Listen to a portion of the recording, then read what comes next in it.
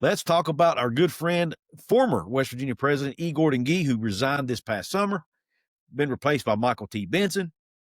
He's now taking on some kind of, I don't know, some kind of role at Ohio State. It's not a full-time role. I think he's maybe he's a consultant or something. I'm not sure. But nonetheless, he's former president at West Virginia twice, former president of Ohio State. He's been at Colorado.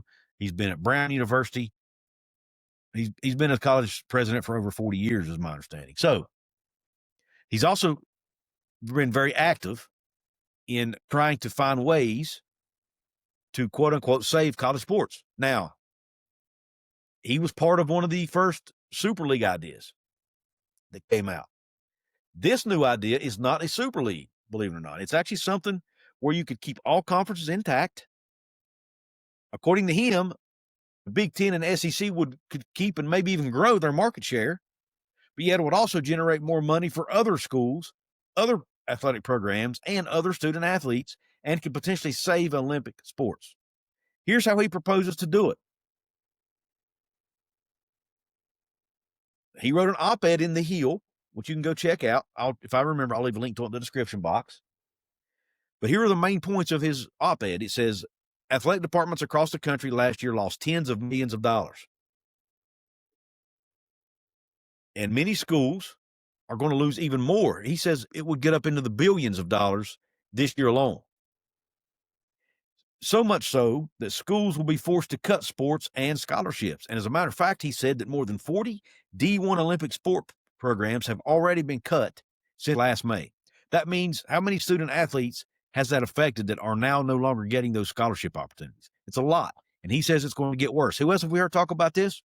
Cody Campbell, the chairman of the board at Texas Tech, the one who's paid for a lot of these good players that Texas Tech has right now. We've heard him mention it too. He has ideas out there to try to save college sports. He's more along. He wants to do something more closer to a Super League, which Gordon Gee has been on board with too, but now he's kind of flipping to this new model. But let's keep going. He thinks this will be a long-term solution instead of a short-term fix, which he thinks a lot of these other ideas out there would be. He also goes on to talk about college football specifically and how it's the second most popular sport in America by viewership, but yet ranks only 5th in TV revenue. And the reason he says that's the case segues into his first solution. There's two different things he thinks needs to be done. The first one is unifying the media rights, something that Cody Campbell has been adamant about. He thinks all, not just Power 4, but all 136 FBS programs should unify their media rights. In order to do that, though, they would have to get help from Congress, who would have to give them a limited antitrust protection. We've heard Cody Campbell talk about the Sports Media Act or Media Rights Act or whatever they call it. He wants college to be included in that because right now it only applies to pro sports. That way, networks could bid on the entirety of college sports instead of just a specific conference. And he says that, so basically it's more shelf space, more money, right? More inventory, more inventory, more money. That's the idea here, right? But there's a second piece to this that Gordon Gee, and this is the one I think is interesting because I hadn't really thought about this. Unifying the media rights is something we've talked about ad nauseum, not only here, but on other channels. But he thinks they need to centralize scheduling. Now, this doesn't mean a Super League. It doesn't even mean regionality necessarily. What he's meaning is this. Less buy games, basically. So you have less games, for example, less games with P4 teams playing FCS teams, maybe even less games against Group of 5 teams. Less lopsided games is the way he worded it.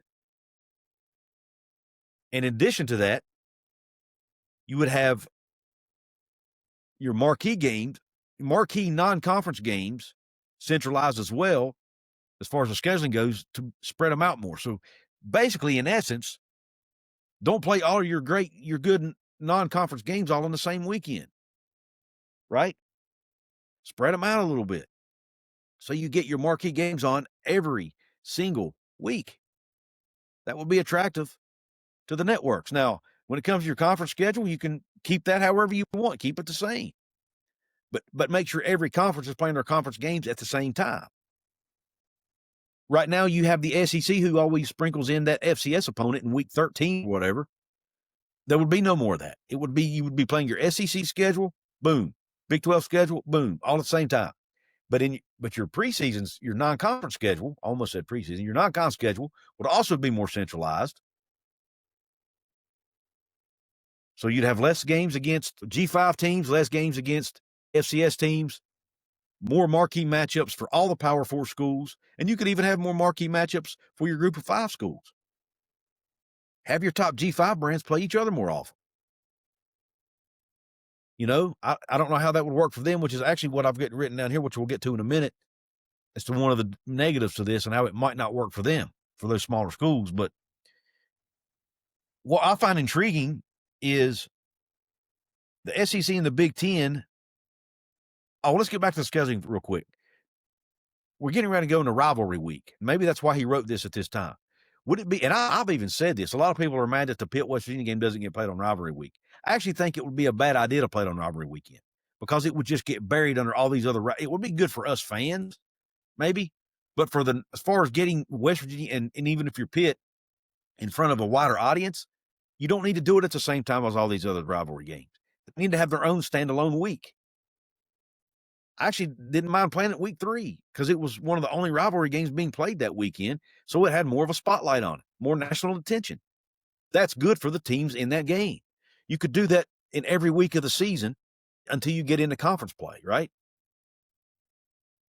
Now, obviously, you're going to have some overlap because there are too many games and too many teams, but you get the point. You would have great marquee matchups, more of them every single weekend. In non-conference and in conference play. That's the point here.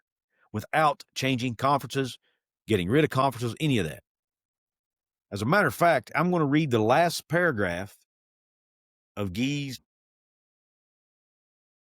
statement or Guy's op-ed because I think it's powerful. Here's what it says. Actually, it's the next to last paragraph. There are no gotchas. This is not a super league. All schools are included. All stakeholders make more money. Conferences, commissioners, and tradition stay. College football will continue to be owned and controlled by the conferences and schools, not government or some outside entity.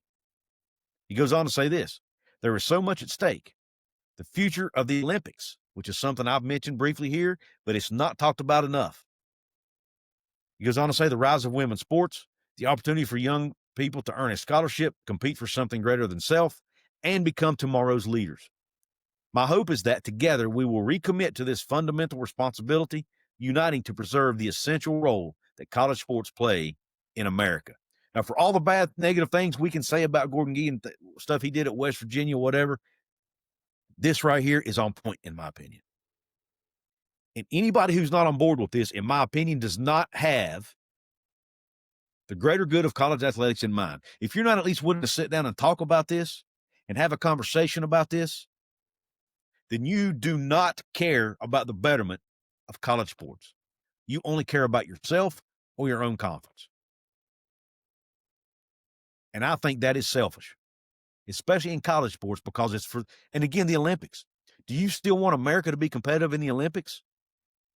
The Olympic programs are fed through the college programs. Are they not? You're swimming and diving, you're weightlifting, you're wrestling. Most of those are fed, track and field, fed through the college programs. If Olympic sports at colleges start getting cut, you will see less and less talented Olympic athletes potentially participating for the United States of America, which will take we will basically get knocked down a notch. We will no longer be one of the premier teams in the world, premier countries in the world, rather, when it comes to sports and the Olympics. Do we really want to lose our status worldwide? We don't. We're too proud for that. We're proud Americans, man. Let's keep that status up. Let's keep and most importantly than that, it gives more student athletes scholarship opportunities. They can't get scholarships if their programs get cut. Do we want more kids going to college or do we not? It's really that simple.